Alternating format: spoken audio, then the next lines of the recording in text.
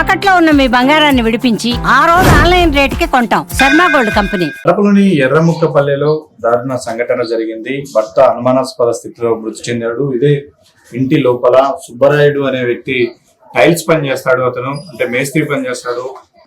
అనుమానాస్పదంగా ఇంట్లోనే మృతి చెందిన సంఘటన. వాళ్ళ భార్య పోలీసులకు ఫిర్యాదు చేసింది. కొద్దిసేపటి క్రితమే పోలీసులు తన మృతదేహాన్ని పోస్ట్ మార్టం నిమిత్తం తీసుకెళ్లారు. అయితే దీంట్లో అనేక అనుమానాలు వ్యక్తమవుతూ ఉన్నాయి.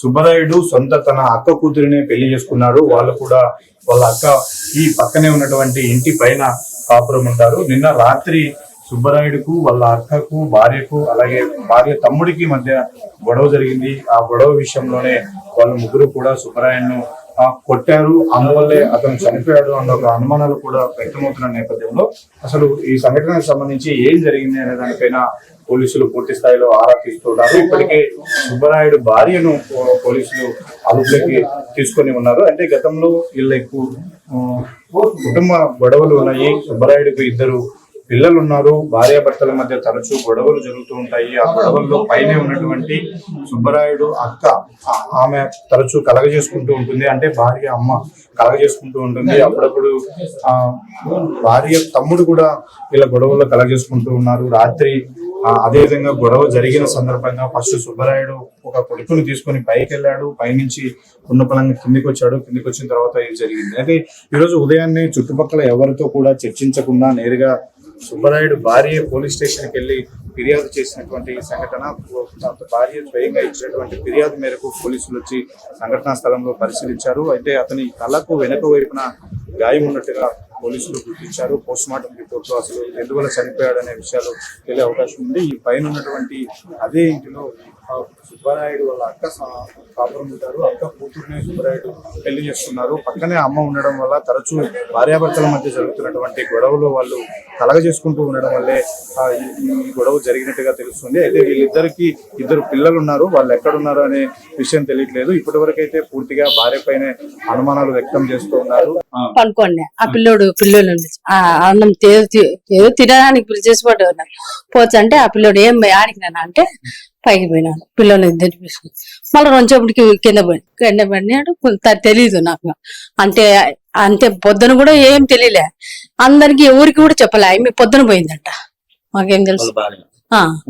వాళ్ళ ముగ్గురు ఉన్నారులే. వాళ్ళ అమ్మ, ఆ పాప, వాళ్ళ తమ్ముడు ముగ్గురు ఉన్నారు. కొట్టేసినారు. ఏడబడిందో బొక్క ఏడబడిందో తెలియదు నాకు. అంతే. లాస్ట్ కింద ఈ పిల్ల సుబ్బరాయుడు పేరు. ఇది దాన్ని పని చేస్తాడు. ఆ పాప ఏం చేయలే. ఇంట్లో ఎక్కడికి ఏం పోదు. ఇక్కడే 2 బాబు పాప బాబు 2 ఉన్నారు. అందుకొని పోస్తున్నారు. ఇంకా మనకేం తెలియదు. ఏం మటుకు పోయినప్పుడు మటుకు నేను ఏదో కురుగురేలు తీసుకుపోయినాడు. ఏదో వాడికి అంతవరకు తెలియదు నాకు. వాళ్ళు కొట్లాడుకున్నారు. ఆ పిల్లని శుభ్రాన్ని కిందనే పైకి రారు. వాళ్ళ మా అక్క ఎక్కలేదు. కిందనే అంతా, పైన కాదు, కిందనే. నేను ఎన్నిసార్లు చెప్పినా, నువ్వు వాళ్ళమ్మ వద్దంటావు కదా, నువ్వు పైన ఉండు. నేను ఎన్నిసార్లు చెప్పినా నేను ఈయనదు. కానీ కిందికి అన్ని పోదు. పొద్దుచ్చు మా అమ్మ బొక్కలకే పోతుంది. నిజంగా అబద్ధం చెప్పాల్సిన అవసరం లేదు. అట్లా చేసి పట్టినారు.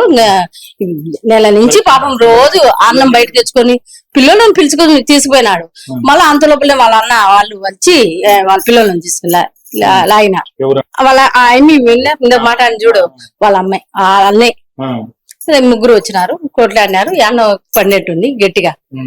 అమ్మి ఎవరికి కూడా ఏడ్చడం కూడా లేకుండా పొద్దున పోయి ఆడికి పోయింది. ఇక్కడ మనకి ఎవరికి తెలియదు. ఇట్లా పిల్లోడు ఇట్లా అయింది, సుబ్బరాయుడికి అయింది అని కూడా ఏం తెలియదు. పిల్లలకి ఏమన్నా అవుతుంది, నాకేమవుతుంది అన్న. నేను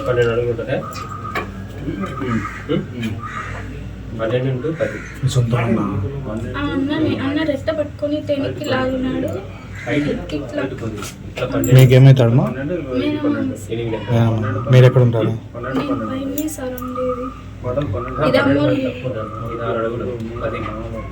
భార్య తన తమ్ముడితో కలిసి భర్తను హతమార్చినట్లుగా పోలీసులు అయితే కొంత అనుమానిస్తున్నారు. దీనికి సంబంధించి పూర్తిగా పోస్ట్ మార్టం రిపోర్ట్ వచ్చిన తర్వాత విచారణలో ఎలాంటి విషయాలు వెలుగులోకి వస్తాయనేది చూడాలి.